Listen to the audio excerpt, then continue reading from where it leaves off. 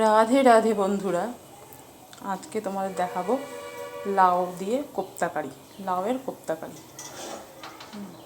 তার জন্য লাগবে লাউ, আমি আগে থেকে একদম ঝিঝিরি করে কেটে রেখেছি। তারপরে লাগবে লঙ্কা কুচি, পেঁয়াজ একদম মিহি করে ঝিঝিরি করে কাটা, পেঁয়াজের টুকরো, 2 কোয়া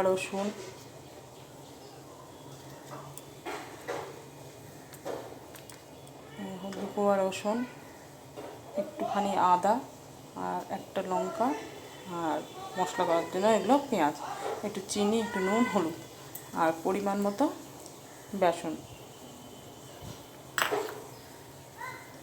তো বন্ধুরা, আমি কড়াইয়ে তেল কড়াই গরম হচ্ছে, এবার তেল দেবো। সম্পূর্ণ সরষের তেলেই করবো, সাদা তেলে এটা ভালো লাগবে না। প্রথমে চিমনিটা চালিয়ে দিই।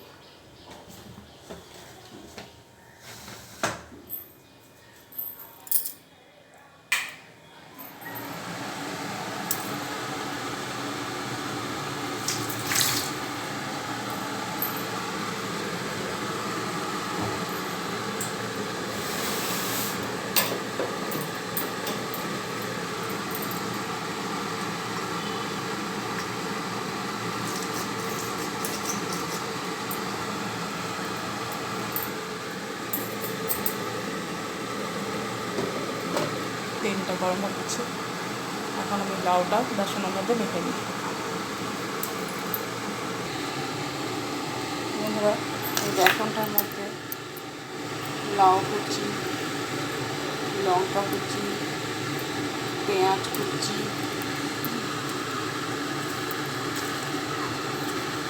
নুন, হলুদ, সামান্য একটু মিষ্টি দিয়ে বন্ধুরা, কড়াইয়ে তেল গরম হয়ে গেছে, তেলটা একটু সারা কড়াইয়ে ঘুরিয়ে নেব। ঘুরিয়ে নেওয়ার পর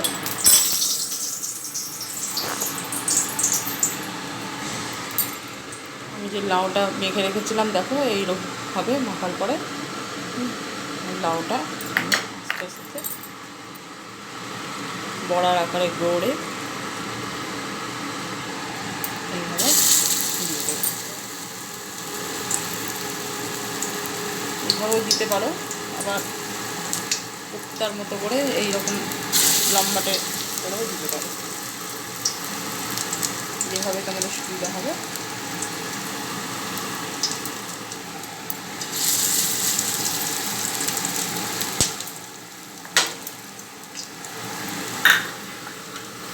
বন্ধুরা, এতে ডিম দিতে যেও না ভেঙে। অনেকেই ভাবছো যে ডিম ভেঙেও দেওয়া যাবে, কিন্তু দিতে যেও না। ডিম ভেঙে দিতে গেলে হবে কি, ডিমটা আগে ফ্রাই হয়ে গেলে ভেতরে যে এটা লাউটা সেদ্ধ হবে না। এই জন্য এটা সিমে করে, আঁচটা সিম করে দিয়ে খুব আস্তে আস্তে করে সুন্দর করে ভাজতে হবে, যাতে লাউটা সেদ্ধ হয়ে যায়।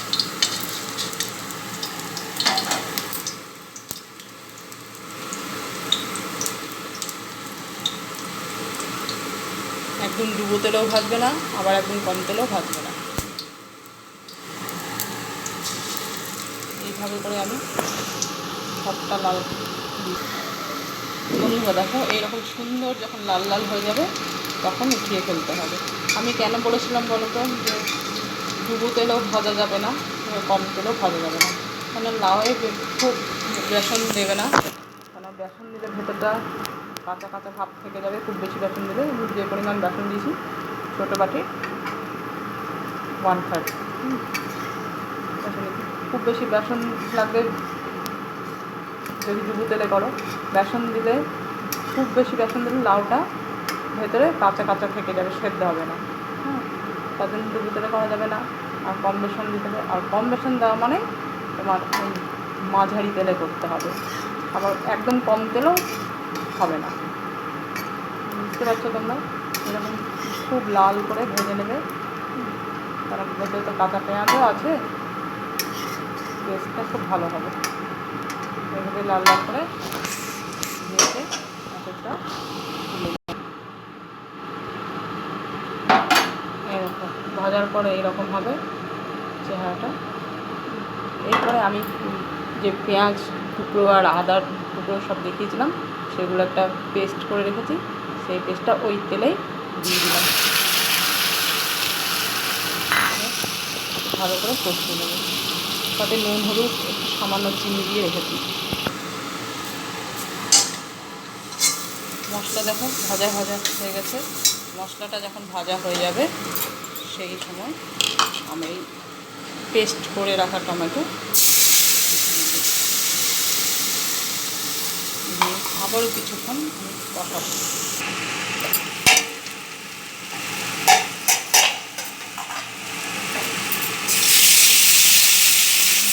এইভাবে কষানো হয়ে গেলে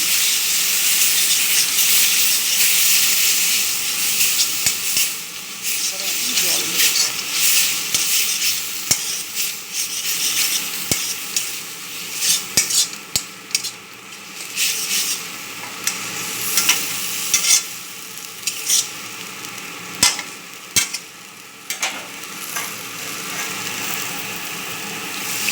জলটা খুব সামান্য পরিমাণেই দেবো, কেন এটা কারি হবে। আমি আগেই বলেছি লাউয়ের কোপ্তা কারি, সেই জন্য জল সামান্য পরিমাণেই দিতে হবে।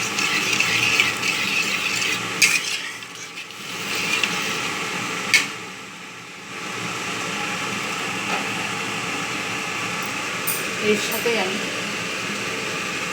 গরম মশলা গুলে রাখা জলটা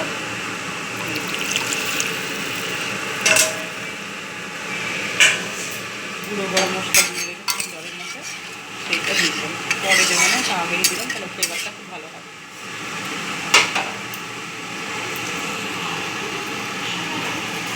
ঢাকা দিয়ে কিছুক্ষণ ফোটাবো। এইরকম ফুটে যখন ঘন হয়ে আসবে, কতটা ঘন হয়েছে দেখো, এইরকম যখন ফুটে ঘন হয়ে আসবে তখন গ্যাসটা আমি অফ করে দেবো।